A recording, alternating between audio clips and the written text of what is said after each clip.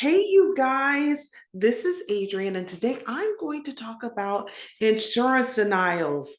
Hey, we've all been there where we have done a ton of services for a family or a patient, and we are expecting a huge insurance payment, and you get a denial. So let's tackle some things that you can do to reduce your denials and also what to do when you get one. Just an introduction here. I'm Adrienne Fuller, speech language pathologist, but also I'm a private practice owner. And for the last 13 years, I've taken insurance and I've made a lot of insurance mistakes. So I'm here to tell you, hopefully, so you'll do a little different, right? I don't want you to make those mistakes. So, in the form of being a speech language pathologist, I'm going to share my screen. I know that Zoom isn't maybe preferred for YouTube, but I feel like there needs to be a slideshow, right? So let's talk about what are insurance denials. So that is, and I want to just stop there.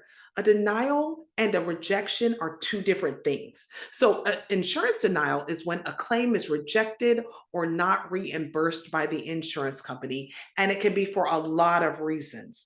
And I'm sure when you get the denial in your hand, you're like, what? I don't care the reason because I know I did the work. But the thing is, the insurance company does have a way that they need the claim to go through. And if there are even the littlest mistakes, it may result in a denial.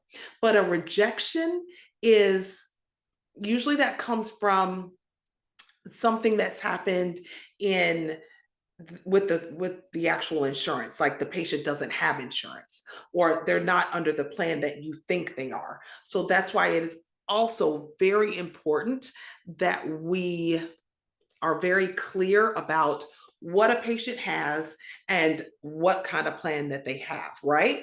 And I feel like I did a great video on verifying benefits. So just go back and watch that. It's really short, but really informative. You should do that with every single patient, no matter who it is, whether you know them already, whether you talk to them on the phone and you guys got along really great. Always verify benefits. So let's talk about types of denials. There's administrative denials. And chances are, if you are new at insurance, billing, and coding, it could be one of these denials. So it's really important that you make sure the name is spelled correctly, that you have the correct diagnosis code, and it's in the way they want it. We just got I believe it was Sunshine State, but we got an email that's saying, please take the period out of the diagnosis code. So just be careful of and be very mindful. I know in your building of your business, you're trying to do all the things, but when insurance companies send out notices, it's really important that you read them through or have a second set of eyes to do that, right? Same thing for your claim. Be sure that there's not missing documentation and all of those blanks that they need completed are done. And I know you're like, I did it. I know I did it, but it's never hurts to take a second look. Another big administrative denial that I see, even with our class modifiers, it's really important you get that 5-9 modifier, that GN modifier. If they're asking for it, and sometimes they won't always let you know before you send it, you may need a modifier. Another is medical necessity denials. We, as speech language pathologists or occupational therapists or even mental health therapists, you may think, of course, it's necessary. But in your writing, in your notes, in your in your reporting, be sure that you are making sure that you're saying more than they needed, right? It has to be medically necessary for it to be reimbursed. So be sure that you're using all of that wording. Use templates to help you, use Google to help you. Look at other insurance. Like sometimes in the beginning I would look at other professionals evals to see, okay, that I really like that wording. And I would just keep a document of like really great wording. So at the end, I could just have something I could copy and paste and adjust it, right? Because you want to make sure that the both of you are on the same page, you and the insurance company, that it's medically necessary. Another one, a big one I see, and this is a big, well, I was a repeat offender of this one, authorization. When you verify benefits, always be sure that you know the code that you're going to bill and always ask, does it need to be pre-authorized for both the evaluation and for the treatment? The worst thing is to complete a whole lot of doc, like a lot of therapy or a lot of treatment, and you realize it needed to be authorized. All right, so here are another thing, here's a few more things that are common reasons. We talked about missing information, policy numbers, CPT codes. If one thing is left off, it will be kicked back. Lack of authorization, we just talked about that. But another one is exceeding coverage limits. Always ask for the limit of that plan when you call and take that and heed that. All right. Many times, a lot of commercial plans think United, think TRICARE, maybe not TRICARE, Cigna, Blue Cross Blue Shield. A lot of those big box insurance, commercial insurance companies, they have limits, 20 visits per year, 15 visits per year, 50 visits per year. Can you get it changed? We've done that, absolutely. But you want to be sure that you're keeping track if that limit is in place. So you say, I've done all of this and it's still being denied. So, what you're going to do first is look at your explanation of benefits.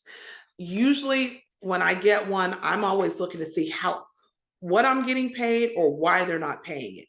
So, it's really important that you understand why the claim was denied. And then, if it's an error, resubmit the claim. And let me just give you a tip. If you're resubmitting a claim, you're going to want to put their resubmitted claim at the top, or ask them what the modifier is for a resubmitted claim. If not, it could just be kicked back to you again. All right. Another thing is, don't be afraid to contact the insurance company and ask them the reason why. But sometimes, if you just ask them the reason why, sometimes the people answering the phone, they don't really know either. Like, I've had an insurance company just tell me a straight up not the truth. Like, oh, this is the reason. Okay, we'll pay it now. But I never got paid. So the more informed you are about that explanation of benefits and why is this being denied, and asking the question, is always helpful. Then you're going to correct those errors and then you're going to resubmit it. For people building a business, it's easy to get overwhelmed when it comes to an insurance denial because your caseload's going up, so are your bills. And if there's a denial, that just would send you over the top. All right. So resubmitting claims needs to be put on your schedule, a time to do that. If you're finding that you're always shoving that task off, this kind of applies to business anyway. If you feel like you're shoving things off, whether it's cleaning your office, whether it's billing, whether it's the actual therapy, then chances are it's time to hire in that role. Hiring does not mean a full-time position.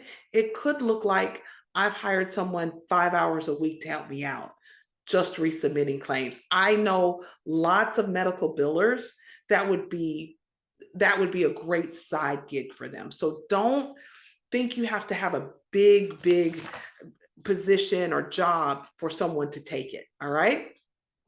So sometimes it's denied and that's it. So then you're going to need to, if you want, appeal it. And that's another thing that can be time consuming. So it could be something that you could outsource or put on your calendar to do.